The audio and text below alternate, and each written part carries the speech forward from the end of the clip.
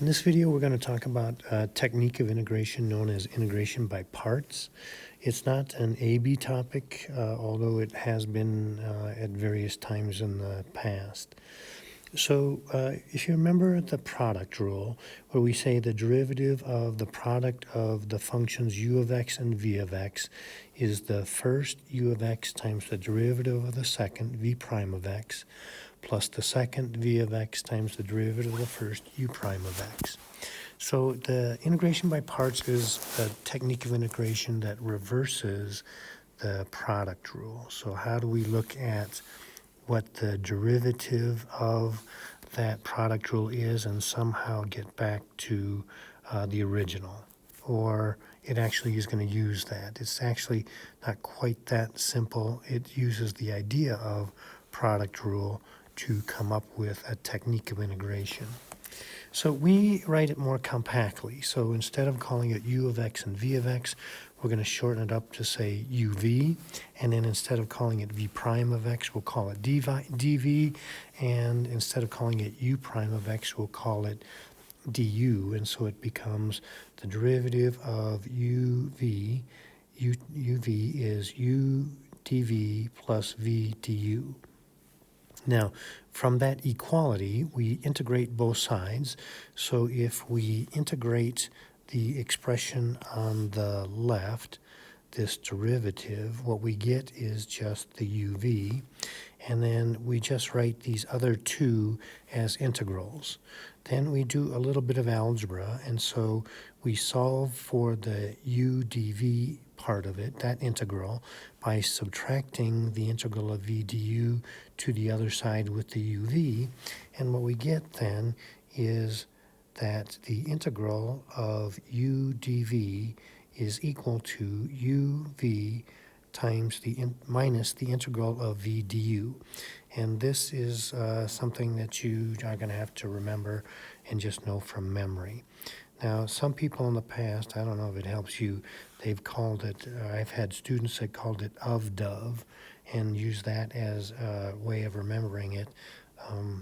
I don't personally use that, but I throw it out there as an option.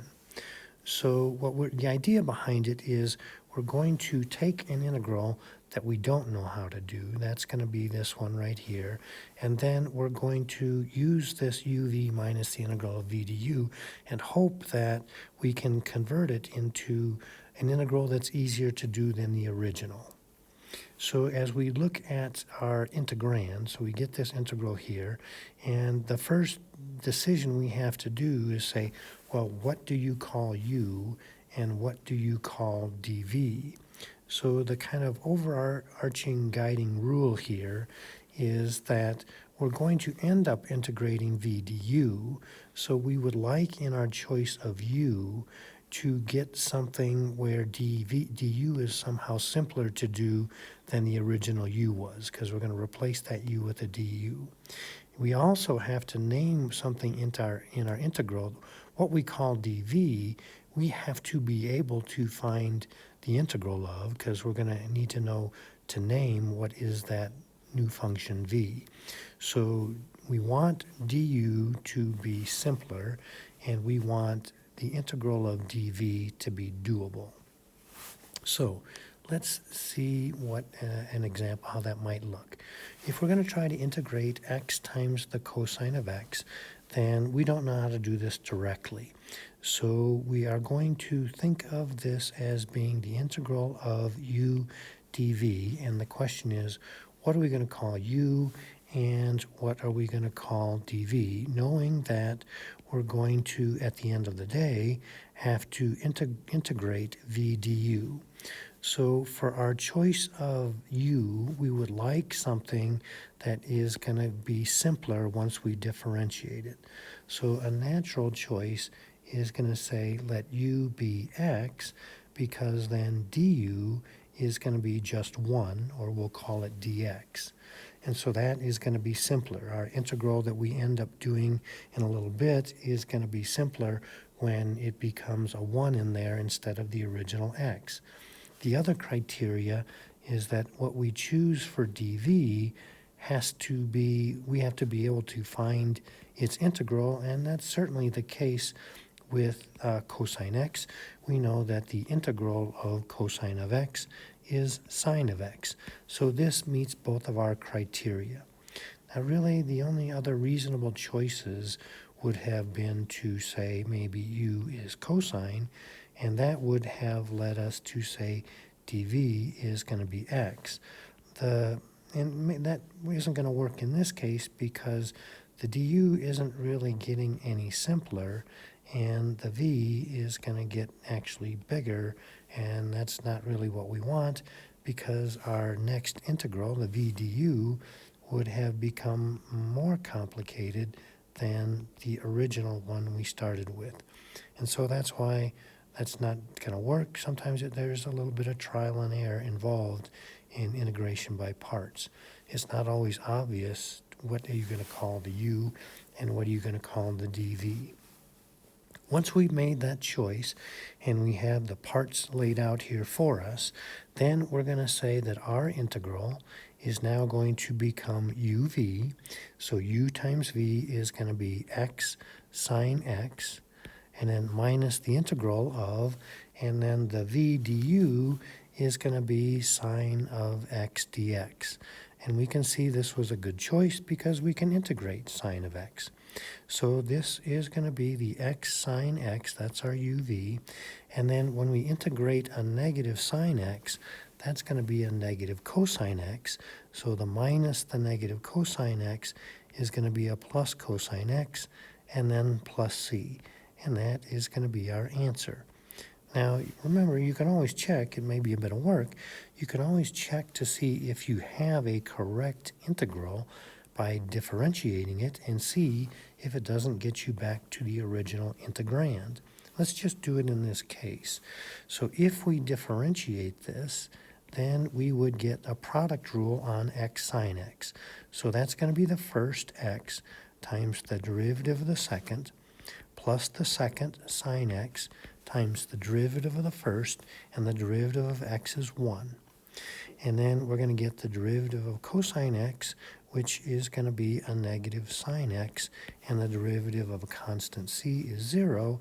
You can see that our negative sine x and positive sine x will cancel each other out, and that is exactly what we were hoping to get, which confirms that this is really the correct integral. All right, let's try another one. So here we have the integral of x natural log x dx. So our choice, again, we have to figure out what are we going to call u and what are we going to call dv. And remembering that we're going to get uv minus the integral of v du. Now, if we choose incorrectly, if we said that dv was the natural log of x, we would be in trouble because we don't know the integral of natural log x. We know its derivative is 1 over x, but we don't know its integral. So that kind of rules that out and makes our choice easier. We have to call u natural log x, and that means we're going to call dv x or dx if you want to be very technical with it. Okay? Now then we're going to choose, since we chose u to be natural log, then du, its derivative will be 1 over x dx. And since we picked dv to be x, its integral is going to be 1/2 x squared. So our uv minus the integral of v du is going to look like u, which is natural log x, times v, which is 1/2 x squared, minus the integral of v, which is 1/2 x squared, times du, which is a 1 over x dx. So we can see that these x's will cancel, but our integral is going to be now doable. We can think of, if you like, pulling out that 1/2, and we have an integral of x dx. That is going to be a 1/2 x squared. So at the end of the day, we're bringing all of that stuff down. Our uv was 1/2 x squared natural log x minus, that's going to be a 1/4 x squared plus c. And that is our integral. Now, there's a little way of a shortcut of trying to remember or to think of how to prioritize when you're faced with an integration by parts. The question is, again, going back to how do I choose what u is going to be and what dv is. So we narrow it down to how do you choose what u is. So our best choices are in this order. This is the Lipit, which is a way of trying to remember that. So what it says, the L stands for a logarithm. So if there is a logarithm in our integral, like we saw in the one we just did, that is going to be your number one choice for what to call u. And that's what we did here. We said u was natural log x. The second choice is going to be I stands for an inverse trig function. So if you had an arcsine or an arctangent or something like that as part of your integrand, that is a high priority choice to call u. The P stands for a polynomial, and in particular, most of ours will look like a power of x. So an x or an x squared or an x cubed or something like that. Then that's also a pretty good choice for a u. Now we start getting to ones that really aren't as great a choice, but maybe sometimes have to use it depending on what else you see with it. E stands for an exponential, so not a preferred choice, but if we don't have a logarithm or an inverse trig function or a polynomial, then we may have to do that.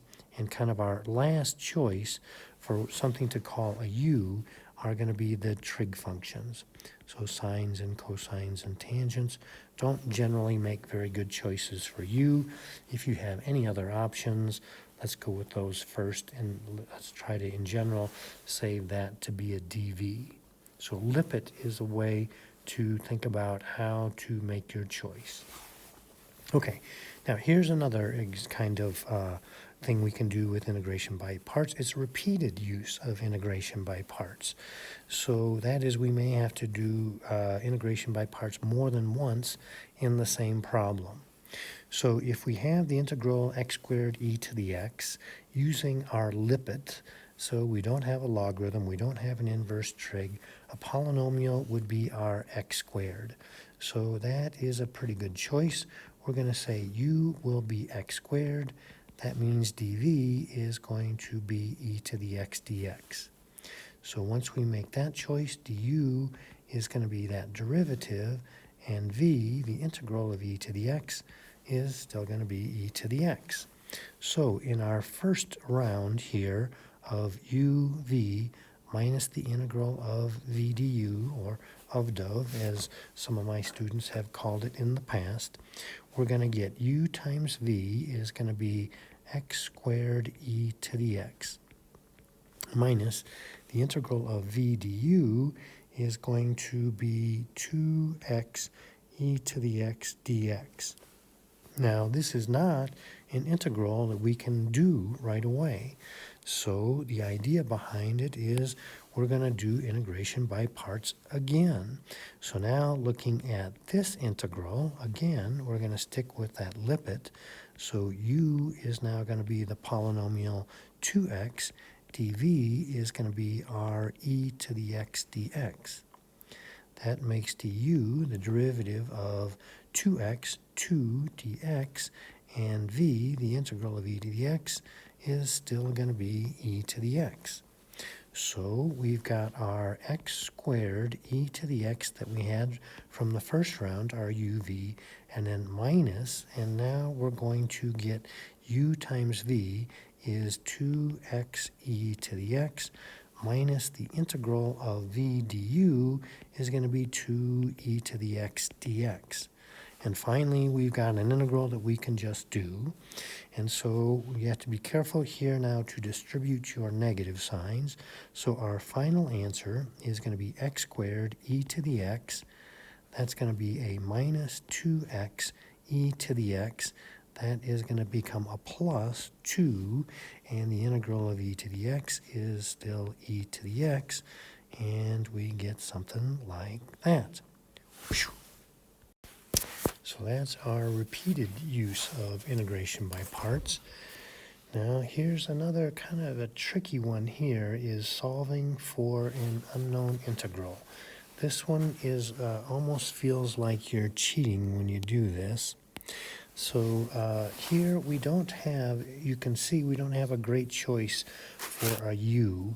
So according to our lipids, our last choices are going to be exponentials and trig functions, and that's what we're looking at, is exponentials and trig functions. So it doesn't really matter which one you choose here. It's going to be kind of ugly no matter how we do this. But if we just follow our suggestion, then we'll say that we get from lipid, we'll say that our u is going to be e to the x, and our dv is going to be the cosine x dx. So du is going to be e to the x dx, and our v, the integral of cosine, is going to be a sine x. So here we go, now remembering that we have uv minus the integral of v du. So our first try at this, we're going to get u times v is going to be e to the x sine x minus the integral of v du, which is going to be, did I do that right? u v minus the integral of v du is exactly that, e to the x sine x dx. Well, you can see that this is not any improvement over where we started. We still have an exponential and a trig function. So it doesn't look like we're on the right track, but we're going to have to be patient and trust in the process. So now we're going to go again with another application of integration by parts. Now it's key here to be consistent. Since we started by calling u e to the x in the first round, we want to still do that in the second round, or things will go south in a hurry. So if we choose u to be e to the x, then dv is going to be sine x. That will make du be e to the x dx, and v, the integral of sine x, is going to be on negative cosine x. Okay, I'm going to rewrite where we are here. So we've got e to the x sine of x, that was our original uv, minus, and now I'm going to put a little bracket here because it's easy to get to lose a sign along the way here. So now our next round of u times v is going to be a negative e to the x cosine x minus the integral of v du, but the v has another minus sign that I'm going to bring out. So that's going to be an e to the x cosine x dx. Now, we look at where we are, and we look at where we started, and we might throw up our hands in despair, but actually this is good news. We're right back where we started. What we've done now is we have changed this into a big algebra problem. So I'm going to rewrite this. Here's our original, e to the x cosine x dx. And this is now equal to, we have e to the x sine of x. Now we're going to distribute this minus sign. So that's going to be a plus e to the x cosine of x. And then further distributing that is going to make that be a minus the integral of e to the x cosine x dx. Now, when we look at that, we can see this as an algebra problem, that we can add that integral of e to the x cosine x dx to each side. I know this is not very satisfying. Doesn't feel like we've actually solved anything, but one integral of e to the x cosine x dx plus a second one is going to make two of those integrals of e to the x cosine x dx is now equal to e to the x sine of x plus e to the x cosine of x, and now we will divide both sides by 2. And I know this seems like it's cheating, but and that we didn't really ever solve anything, but our answer is going to be this, however you want to write it. I'm just going to leave it as e to the x sine of x plus e to the x cosine of x all over 2, and this will be the most missed plus c on any test that I give. So, because after you do all of that, it's easy to think you are done and forget to add in that plus c. Kind of crazy. That's solving for an unknown integral. The next one is pretty clever. This is where we're going to have an integrand that has only a single term. And at the same time here, we're going to answer that question that may have been burning in your minds for a while. How in the world do we integrate natural log of x? And the reason we have put it off is because to do it, you have to use integration by parts. Now, it looks like here at first that we don't have enough. What are we going to call u and what are we going to call dv when all we see is that natural log x? But we are going to use our Lippitt suggestion and say u is the natural log of x, and that means dv is going to be just dx. That is, we're just saying dv is 1, essentially. So then du is going to be 1 over x dx, and v, the integral of 1, is going to be x. So again, remembering that we have uv minus the integral of v du, so this is going to become u, which is natural log x, times v, which is x, minus the integral of v, which is x, times du, which is a 1 over x dx. So you can see that that x and the 1 over x will cancel. So the integral that we're doing is really just the integral of 1. That is, the integral of 1 is going to be x. So our answer is going to be x natural log x minus x plus c. Isn't that kind of clever? And I think you should really, at least the first time you do this, differentiate it and see that you do actually get natural log of x out of this. So remember, x natural log x is a product rule. So we have the first times the derivative of the second plus the second times the derivative of the first, and then a minus 1. So the x times natural log x is just 1 plus natural log x minus 1, and we do in fact get natural log x. So I should be careful about boxing that. This was actually our answer. That is the integral of natural log x. And I don't expect you to memorize that one. That's just an exercise to be done using integration by parts. All right, very good.